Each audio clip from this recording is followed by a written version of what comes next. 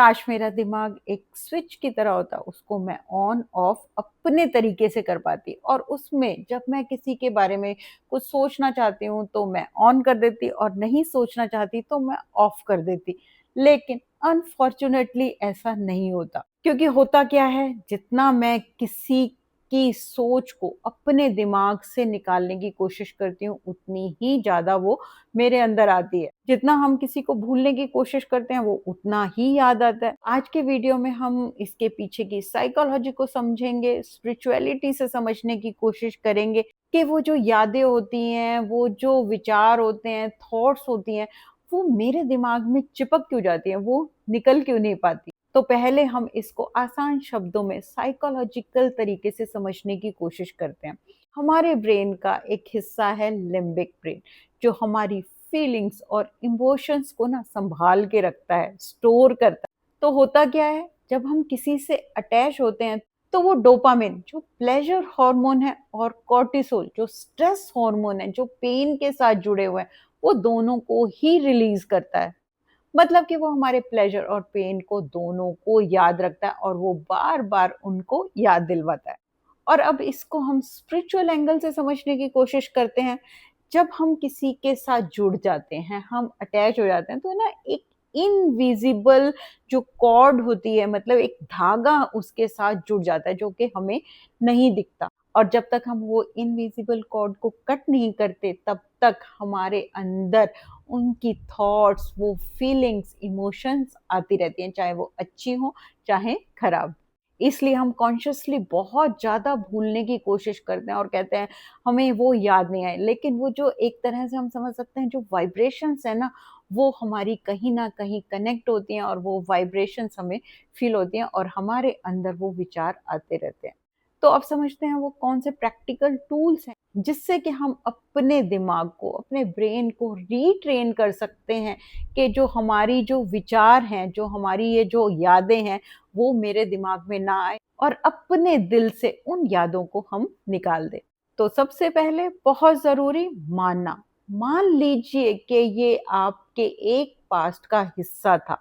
वो जो भी कोई है, वो आपकी ज़िंदगी का एक हिस्सा था। क्योंकि हम क्या करते हैं, हम उसको ना ब्लॉक करने की कोशिश करते हैं, ये याद ना आए, ये याद ना आए, ऐसा नहीं होता। लेकिन जब हम मान लेते हैं, हाँ, ये मेरी एक ज़िंदगी का हिस्सा था, लेकिन वो पास था और अब मुझे आगे बढ़ना, तो बहुत आसान हो जाता है उन यादों को अपने दिमाग से निकालना।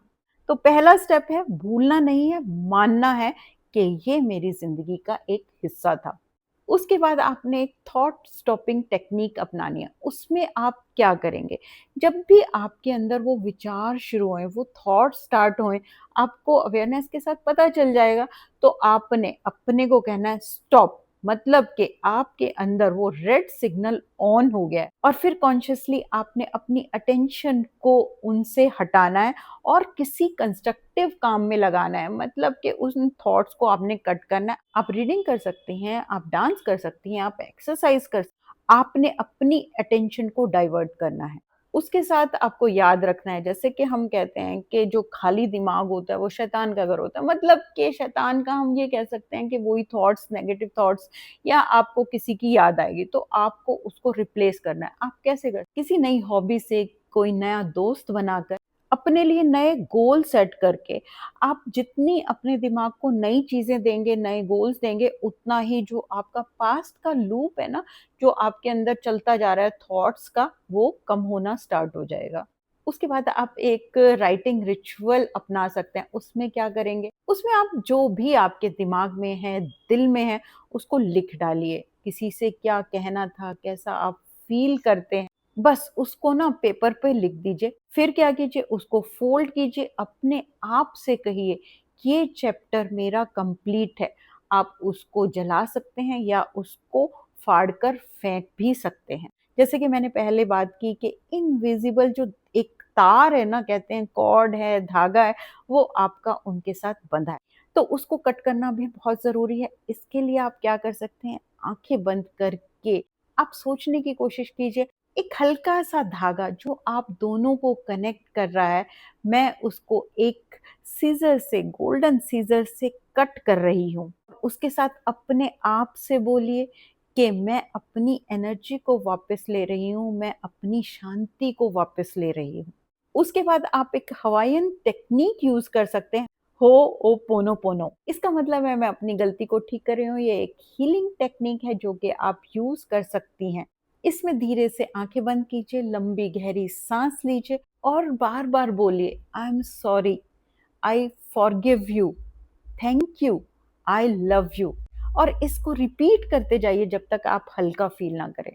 और उसके साथ आप डेली अफ़र्मेशंस ट्राई कीजिए, रिपीट कीजिए, मैं अपने दिल को हील करती हूँ, मैं अपनी एनर्जी को वापस बुलाती हूँ, मैं फ्री हूँ, मैं अपने आप को इस दर्द से आज़ाद करती हूँ। आप जितना ज़्यादा रिपीट करेंगे, आपका सबकॉन्शियस माइंड उतना ही ज़्यादा हील होगा।